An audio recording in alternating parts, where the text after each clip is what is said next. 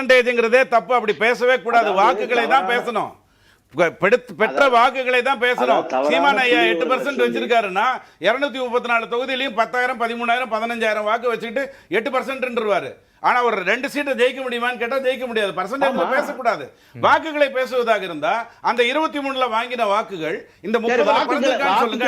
கண்ணன், நீங்க திசை திருப்புவீங்க. உங்களுடைய வேலையை 3 வருஷமா அதிமுக உடைஞ்சு போச்சு, பிரிஞ்சு போச்சு, 8 ஆயிடுச்சு, 10 ஆயிடுச்சுன்னு சொல்றதுதான் நடந்துட்டு இருக்கு. நான் இன்னைக்கு செங்கோட்டையன் ஐயா பேசுனதுக்கு மட்டும் வரேன். சசிகலாமா தான் இதுக்கு பின்னாடி இருக்காங்கிறதுல எந்த மாற்று கருத்தும் இல்லை. பாஜக ஒருங்கிணைந்தா நல்லது அப்படின்னு சொல்லிட்டு இருக்குங்கிறதுல எந்த மாற்று கருத்தும் இல்லை. ஆனால் எல்லா கட்சியும் ஏதோ ஒரு விதத்தில் உடைச்சே ஆகணும், உடைச்சா தான் நான் ஜெயிக்க முடியும், இல்லைனா பாஜக கால் ஒன்றாத பாஜக தலைக்கு மேலே கால் வச்சிருங்கிற பயம் திமுகவுக்கு தான் இருக்குங்கிறதுனால இல்லை அவங்களுக்கு என்ன பெனிஃபிட் இருக்கு நான் சொல்லிடுறேன். 2004, 6, 9 ஜெயலலிதா அம்மா தோற்றுருக்காங்க. வரிசையாக 3 தேர்தல் தோற்றுருக்காங்க. அந்த காலகட்டத்தில் வந்த இடைத்தேர்தல்களில் தோற்றுருக்காங்க. கருணாநிதி ஐயா தொடர்ந்து தேர்தலில் தோற்றுருக்காரு. மாற்று கருத்தையில் திமுக 5 வருடம் ஒரு நாள் கூட சட்டசபையில் இருந்ததில்லை. இதெல்லாம் வரலாற்று உண்மைகள்.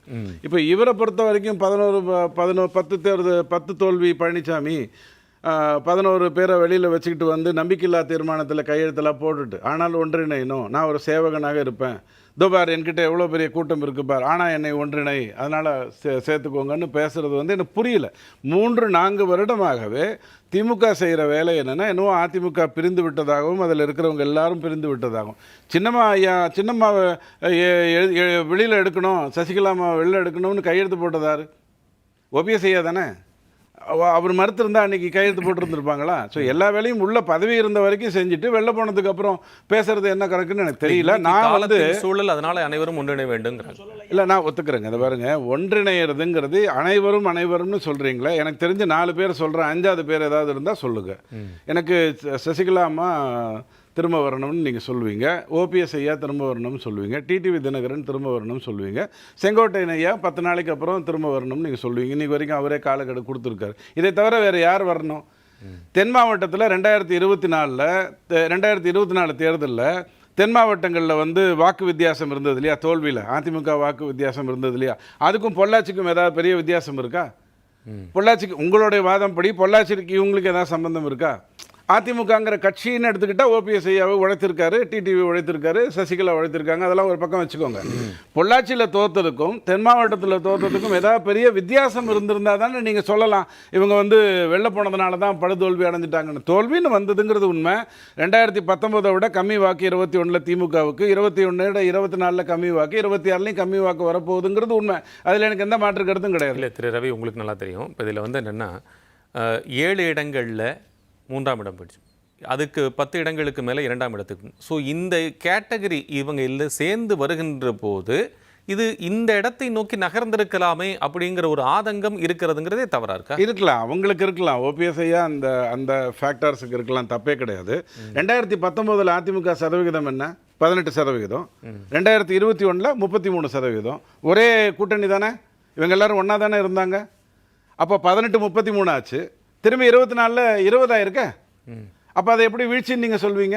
இவங்க இல்லாத போது இவங்களால தான் 20% ஆச்சுன்னு 18 வைத்து சொல்வீங்களா, 33 வைத்து சொல்வீங்களா? அப்படி 33 வைத்து சொல்வதாக இருந்தால் 20 18 கூட்டுங்க, 38 ஆயிருக்க. பிஜேபியோட 18% திரு அமித்ஷாவும் சொல்றாரு இல்லைங்க. அதான் அரசியல் பேசுறதா இருந்ததுன்னா இந்த இந்த இந்த சாஃப்ட் கார்னர்லாம் இல்லாமல் தயவு செஞ்சு பேசணும். சாஃப்ட் கார்னர் வச்சுட்டு பேசினா ஒன்றுமே பண்ண முடியாது. கேள்வி அடுத்தது என்ன?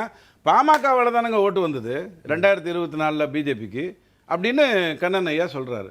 அப்போ 2020 எல்லாரையும் சொல்கிறார். ஓபிஎஸ் அங்கே இருந்தார், அமமுகவுடைய தினகரன் அவர்கள் இருந்தார்கள், ஜான் பாண்டி இருந்தார்கள், எல்லாரும் அப்புறம் சேர்த்துக்கிட்டாரு, தப்பு இல்லை. பாமகங்கிறத அடித்து சொன்னார். 2021 பாமக சொல்லிச்சு எங்களால் தான் நீங்கள் இத்தனை சீட்டு வெற்றி பெற்றீங்கன்னு சொல்லிச்சு. அப்போ இவங்கெல்லாம் ஒத்துக்கிட்டாங்களா? அதை ஒரு கூட்டணின்னு வந்ததுன்னா யாரால யாருக்கு ஓட்டு வந்ததுங்கிறது விமர்சன பொருளாகாது, யாரால யாருக்கு ஓட்டு வரலைங்கிறது தான் விமர்சன பொருளாகும். இப்போ ஒரு கூட்டணின்னா அப்படித்தான் ஓட்டு வரும், அதுல ஏதாவது மாற்று கருத்து இருக்கா? இப்போ அதிமுக அந்த ஓட்டு வரல தானே, உண்மைதானே. 18 நீங்க இப்படி பார்த்துக்கோங்க, சிம்பிள் லாஜிக் பார்த்துக்கோங்க, ஏன் தேவையில்லாமல் கன்ஃபியூஸ் ஆகிட்டு. 18 33 ஆச்சா? 33 20 + 18 38 ஆச்சா? இந்த ரெண்டுத்துலேயும் அவங்க இருந்தாங்களா? இதில் அவங்க இல்லவே இல்லையா? என்ன மாற்றம் வந்துருச்சு? ஓகே ஐயா நீங்க வெளியில உட்கார்ந்து இப்போ நான் திரு வந்து கண்ணன் கண்ணன் வர நம்ம வர இந்த வர விவாதத்துல நான் இல்ல, இல்ல, தயவு செஞ்சு செங்கோட்டை அண்ணே சொல்றதுக்கு அவரே பதில் சொல்லட்டும். நான் ஒரே ஒரு விஷயம் சொல்றேன். 2019க்கும் 2024க்கும் அப்ப 19% இப்ப 20% அண்ணே சொல்றாரு. ஆனா எப்படி சொல்லணும், 2019ல அதிமுக போட்டியிட்ட தொகுதி 20, 2024ல அதிமுக போட்டியிட்ட தொகுதி 33. 33க்கும் 20க்கும் 1% தான் வித்தியாசம். அத முதல்ல புரிஞ்சு கேள்வி புரிஞ்சிருச்சு. நான் திரும்ப கேள்வி கேட்டா உங்ககிட்ட பதில் இருக்காது கண்ணன். திரும்ப ஒரு கேள்வி கேட்கிறேன் ஐயா, திரும்ப ஒரு கேள்வி கேட்கிறேன். அதுல உங்களுக்கு ஈஸியா புரிஞ்சிடும். நீங்கள் சொன்ன பாமகவோ பிஜேபியோ மற்ற கட்சிகளோ 20 சீட்டு 15 சீட்டு தான் சட்டசபையிலேயே நின்றுருக்கு. அப்ப அவங்க வந்து வாங்கிய வாக்குகளை வைத்து பர்சன்டேஜ் சொன்னா இல்லைங்க, நீங்க மொத்தமா வாங்கினதே 3% தான் சொல்லுவீங்க. முரண்படக்கூடாது. அதாவது நீங்க 23ல நின்றீங்களா 30ல நின்றீங்களாங்கிறது முக்கியம் இல்ல. எந்த தேர்தலிலும் இல்லைங்க கண்ணன், நான் செங்கோட்டையன் ஐயா பேசுறதுக்கு தான் வந்திருக்கேன். இல்ல நான் அதுக்கு தான் வந்திருக்கேன். உங்களுக்கு ஒரு வரையில நான் முடிச்சிடுறேன். பெர்சன்டேஜ் எப்படி வரும் நீங்க சொல்றது? அதாவது பர்சன்டேஜ்ங்கிறதே தப்புன்னு நான் சொல்லுவேன். சொல்லி பர்சன்டேஜ்ங்கிறதே தப்பு. அப்படி பேசவே கூடாது. வாக்குகளை தான் பேசணும். பெற்ற வாக்குகளை தான் பேசணும். சீமான் ஐயா 8% வச்சிருக்காருன்னா 234 தொகுதியிலையும் 10,000 13,000 15,000 வாக்கு வச்சுக்கிட்டு 8%. ஆனா ஒரு 2 சீட்டை ஜெயிக்க முடியுமான்னு கேட்டா ஜெயிக்க முடியாது. பர்சன்டேஜ்ல பேசக்கூடாது. வாக்குகளை பேசுவதாக இருந்தா அந்த 23ல வாங்கின வாக்குகள் இந்த 30 சொல்லுங்க. நீங்க திசை திருப்புவீங்க. உங்களுடைய வேலையை 3 வருஷமா அதிமுக உடைஞ்சு போச்சு, பிரிஞ்சு போச்சு, 8 ஆயிடுச்சு 10 ஆயிடுச்சுன்னு சொல்றதுதான் நடந்துட்டு இருக்கு. நான் இன்னைக்கு செங்கோட்டையன் ஐயா பேசுனதுக்கு மட்டும் வரேன்.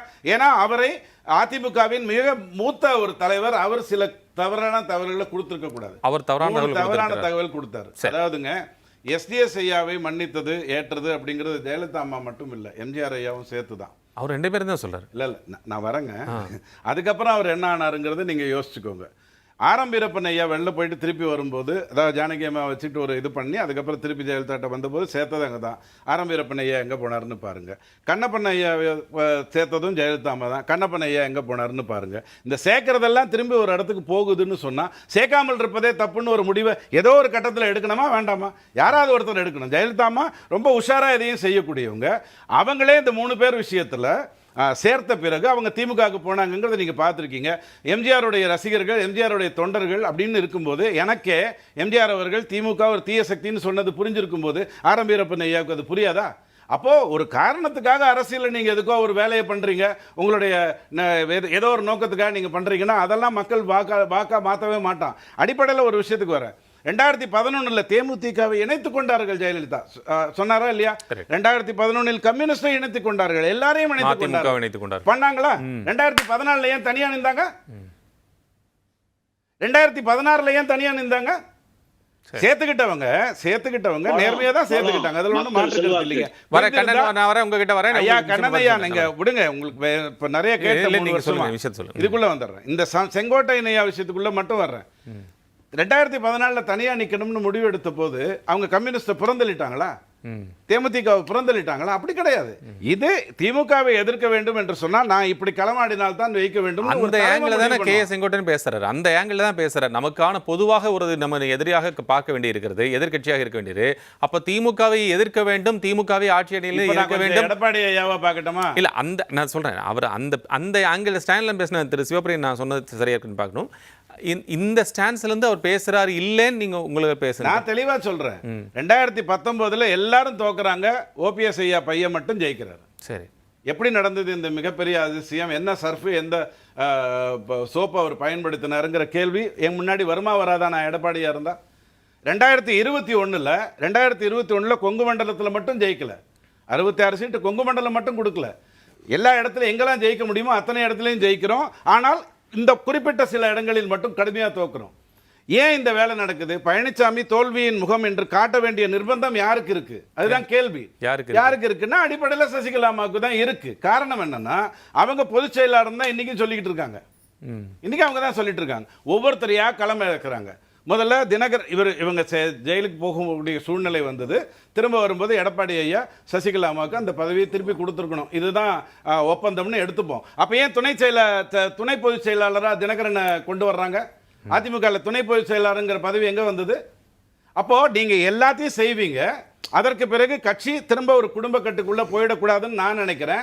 ஏன்னா நான் திமுகவை அதன் காரணத்துக்காக தான் வெளியே வந்தேன். எம்ஜிஆர் வெளில வந்ததே அதனால தான். அதற்காக நான் சில ஸ்டெப் எடுக்கிறேன். ஓபிஎஸ் ஐயா எல்லா விதமான குற்றச்சாட்டையும் சொன்னார்.